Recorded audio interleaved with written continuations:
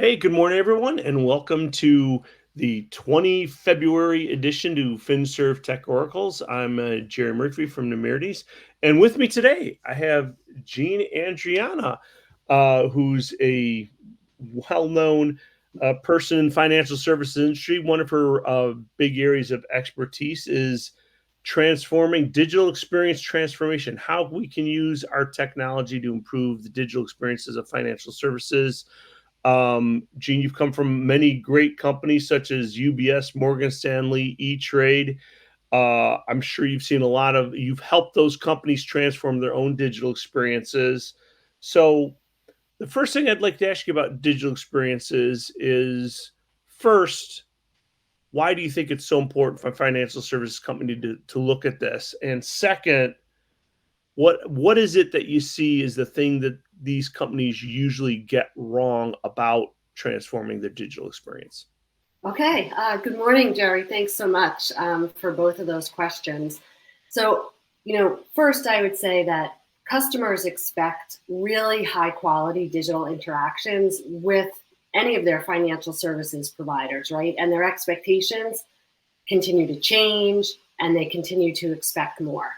Financial services providers need to invest in order to meet their customer preferences, including personalization, security, but they also need to continue to have that human touch, right? I can think of maybe 5 or 6 things which a positive customer experience can help you achieve. One, it helps you build trust, right, through transparency and things like fee structures, accurate information, secure transactions. You can improve customer retention with the right experience. Make sure you're gathering customer feedback often, addressing issues promptly. You can create a competitive differentiation by getting the right digital experience and omni-channel presence for your clients. Increase operational efficiency, use AI-powered chatbots, mobile apps, etc. Obviously, the right experience will help you drive growth because a satisfied customer is more likely to come back and be a repeat client, buy more product. And then finally, your brand, right? If you get the digital experience right, you're going to get positive ratings on your apps that attract more customers and importantly, partners, which are really crucial in financial services today. If you're going to get, if you're going to be able to grow and succeed, you have to have the right partners, and brand helps you attract those. Yeah. Um, a common mistake, and this is something, it's quite ironic that one of the most common mistakes that I see is leaving the customer out of that front and center focus when you're doing any kind of change, transformation, digital project of any kind. Now, we all know that superior customer experience is paramount, right? But these efforts rarely hold the same rigor as, say, an effort such as a traditional productivity transformation at your company. We leave the customer's voice silent because management's focused on leapfrogging the competitors, self-service improvements, cutting costs, right? So when you don't have the customer front and center, that can be a very costly mistake. Yeah, that's a great point. And the thing is, it's interesting because very often I find technology can be a two-edged sword, right? It could help you make things better, but if you're not careful, it can make things worse. One of the things you'd mentioned, for example, is chatbots. We did a survey, and I found that it's very bifurcated, and that is some people love using chatbots, and some people absolutely hate chatbots. And my experience is, it's like if you know what you're doing, right? Chatbots can be really nice to just like, I want to reset my password, or I want to do something like that's a repetitive thing.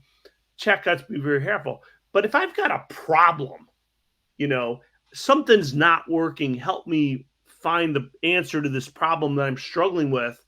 I find chatbots are massively annoying in that context. So I don't know if you found that's just one quick example of it, in the right context, they can be very helpful. So I think your call center agent having them use it as a tool to help them find information is great, but I don't know that you necessarily want your client stuck behind a That's right. unfriendly robotic chatbot in that circumstance. I don't know. And this is why getting the omni-channel journey and experience for your customer, getting that right is so important. You have to meet your customer where they are, right? So you have to have the right metrics and measurements and know, this type of client prefers an agent for these transactions versus a chatbot, right? And you have to measure and do that closed loop feedback, make sure you're getting that feedback from the client. And this is why personalization has really taken off in the last couple of years,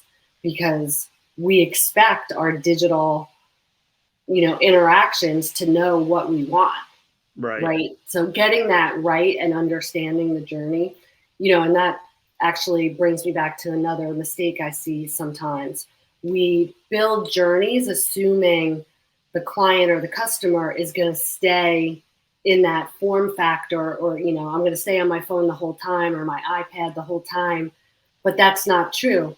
People move in and out from their phone to their desktop, to calling into the help desk. So you have to make sure your experience is consistent and cohesive across any of those channels.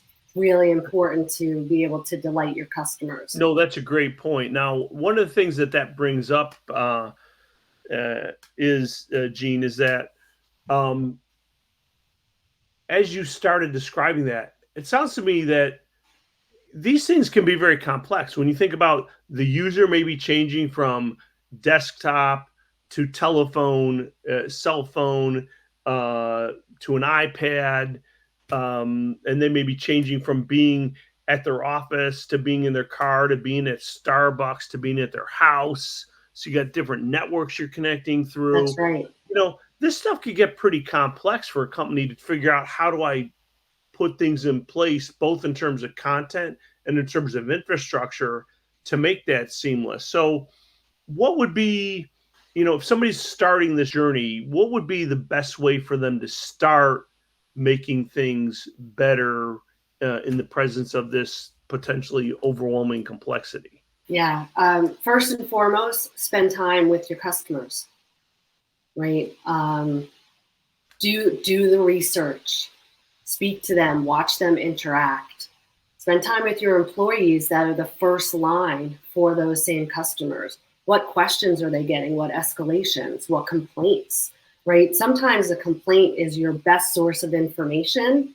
And also taking a complaint and then going to the client and saying, hey, you called the help desk today, you had a problem. Can you talk to me about it? Clients, many times you'll find, are willing to share. And then you've got a loyal client for life after that, right? Yeah. You turn that problem into an opportunity. So for me, it's always, I'm not going to assume I know how the customer is going to use this bit of software, or, what's important to them. So speak to customers, understand the outcomes you're trying to achieve, right? That's also really, really important. That sometimes you start down on a new initiative, everyone's really excited about the new technology or their new opportunity, right, and you forget, like, what are we trying to achieve? What measurements do we have in place? So speak to the customer, know the outcomes, get senior management and board level buy-in, make sure they understand you might not see results immediately. Sometimes things take time, and make sure you're using, the data to really know, what's working and what's not. All right. Well, that sounds like a fantastic summary. Thanks a lot for your time and your thoughts on improving digital experiences, Jeanne. And I hope everybody learned something. I know I did. And hopefully you can start listening to your customer to improve your digital experience. Thanks again for your time. And everybody have a great day. Thanks for joining us. Thanks, Jerry. Take care. Take care. Bye. Bye.